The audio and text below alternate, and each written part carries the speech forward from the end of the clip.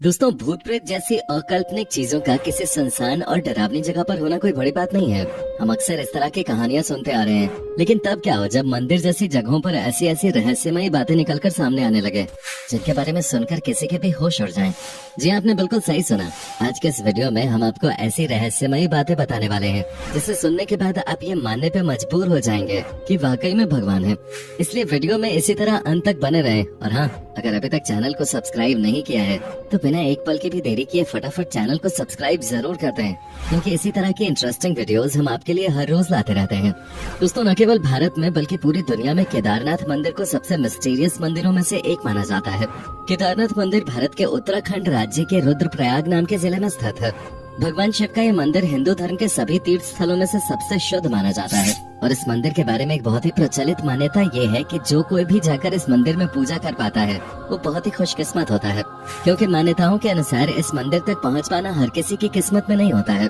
पर इन सबसे ज्यादा रोचक बात तो ये है कि केदारनाथ मंदिर को कब, किसने और क्यों बनवाया, इसके बारे में कोई भी नहीं जानता।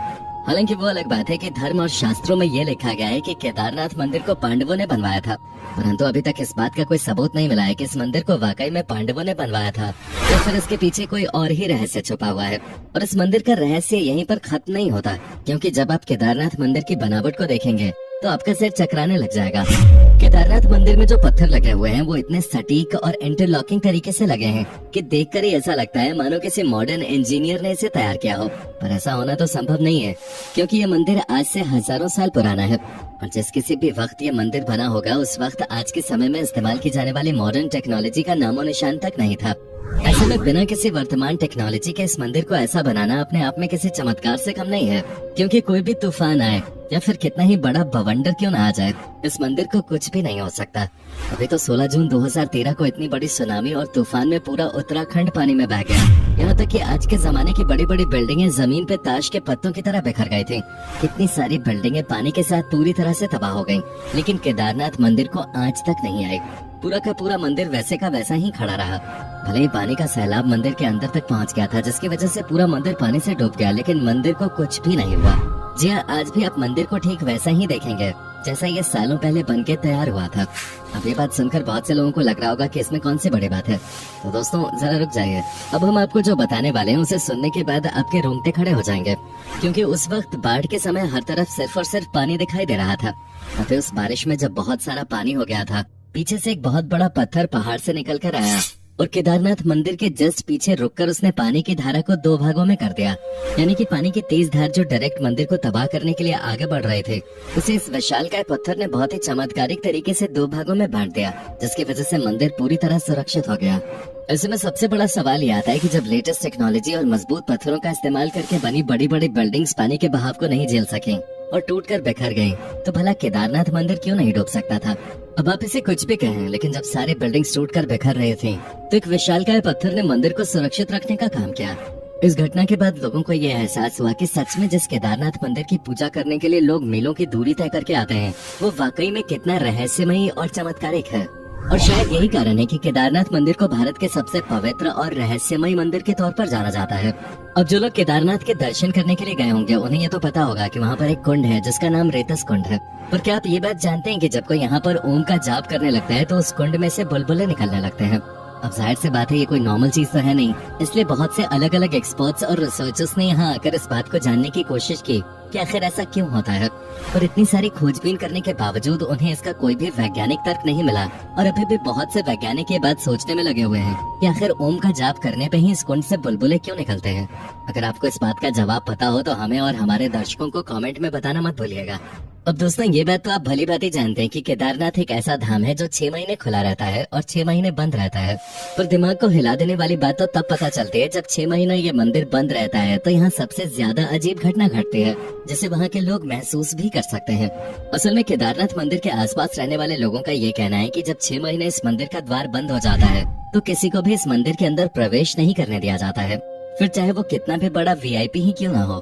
एक बार अगर मंदिर का कपाट बंद हो गया तो वो सीधा 6 महीने बाद ही खुलता है और पूरे 6 महीने मंदिर में किसी भी प्रकार के कोई साफ सफाई नहीं होते है।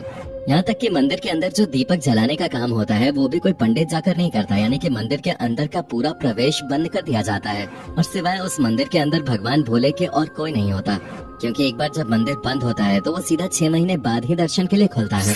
पर जब मंदिर का कपाट 6 महीने बाद खुलता है तो लोग ये देखते हैं कि उसके अंदर का दीपक लगातार जल रहा है।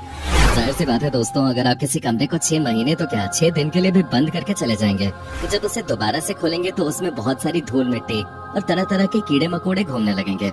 यानी कि जिस हाल में आपने उस कमरे को छोड़ा होगा उस हाल में तो कमरा बिल्कुल भी नहीं होगा, क्योंकि कमरा बंद हो या फिर खुला हो, अगर हम उसमें साफ सफाई नहीं करते तो प्रकृति किसी न किसी तरीके से उस पर अपना कब्जा करना शुरू कर देती है, फिर चाहे धूल मिट्टी के जरिए हो या फिर छोटे छोटे कीड़े मकोड़ों के जरिए। लेकिन जब स्वयं ब्रह्मांड को चलाने वाले भोलेनाथ किसी जगह पे हो तो प्रकृति की क्या मजाल कि वो इस जगह के आसपास भी फटक सके। तभी तो पूरे 6 महीने बाद जब केदारनाथ का कपाट खुलता है तो वो बिल्कुल भी गंदा नहीं होता। जिस स्थिति में पंडित कपाट को बंद करते हैं उसी स्थिति में कपाट को खोलने पर अंदर का मंदिर बिल्कुल उसी स्थिति में मिलता है। अब चलिए ये बात तो फिर भी हजम हो जाती है कि कपाट बंद करने के 6 महीने बाद जब मंदिर को खोला जाता है तो उसमें सब कुछ बिल्कुल वैसा ही होता है, लेकिन 6 महीने तक लगातार बिना किसी की सहायता के दीपक का जलना सच में एक बहुत बड़ा चमत्कार है। यहाँ तक कि लोगों का मानना है कि केदारनाथ के इस मंदिर में 6 महीने तो इंसान भगवान शिव की आराधना करते हैं, लेकिन जब कपाट बंद हो जाता है तो उसके बाद 6 महीने तक दूसरे देवी देवता आकर भगवान की पूजा करते हैं और इस बात का सबूत जलता हुआ दिया चीख चीख कर देता है। वरना क्या आपने कभी सुना है कि किसी मंदिर में 6 महीने तक एक दिया जल ही रहा है और वो बुझने का नाम ही नहीं ले रहा? इस तरह का चमत्कार सिर्फ और सिर्फ केदारनाथ में ही हो सकता है। इसलिए कहा जाता है कि केदारनाथ मंदिर में भगवान की असीम शक्तियाँ मौजूद है। यही वजह है कि लोग केदारनाथ मंदिर को इतना ज्यादा पवित्र और रहस्यमयी मानते हैं।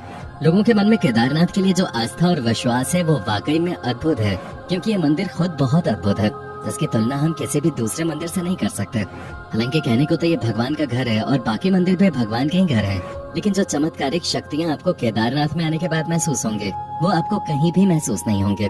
मंदिर के अंदर कदम रखते ही ऐसा लगता है मानो स्वयं भगवान शिव का हाथ सिर पे आ गया है और अब सारी तकलीफें खुद ब खुद ही मिट जाएंगे। और हम ये बात सिर्फ इसलिए नहीं कह रहे हैं कि ये किसी धर्म विशेष का मंदिर है और सभी को इसमें होने वाले चमत्कारों पर विश्वास करना चाहिए। हम इसलिए कह रहे हैं क्योंकि इस मंदिर में होने वाले चमत्कार प्राकृतिक नियमों से बिल्कुल अलग हैं, जो कि विज्ञान के दृष्टिकोण से भी काफी रोचक है। अब आप किसी भी धर्म से क्यों न ताल्लुक रखते हैं, लेकिन अगर आप विज्ञान को मानते हैं तो एक बार इस मंदिर में जाकर यहाँ होने वाले चमत्कारों को जरूर महसूस करिएगा, जिसके बाद आपको ये समझ में आ जाएगा कि इस दुनिया में कुछ ऐसी भी चीजें हैं जिनका विज्ञान से कोई लेना देना नहीं है, वो सिर्फ और सिर्फ चमत्कार पर चलते हैं। बाकी आप केदारनाथ मंदिर में होने वाले चमत्कारों पर कितना विश्वास करते हैं इसके बारे में हमें कमेंट में जरूर बताइएगा। और इसी तरह की रोमांचक वीडियोस को लगातार देखते रहने के लिए चैनल को लाइक, शेयर और सब्सक्राइब करना बिल्कुल भी ना भूलें। धन्यवाद।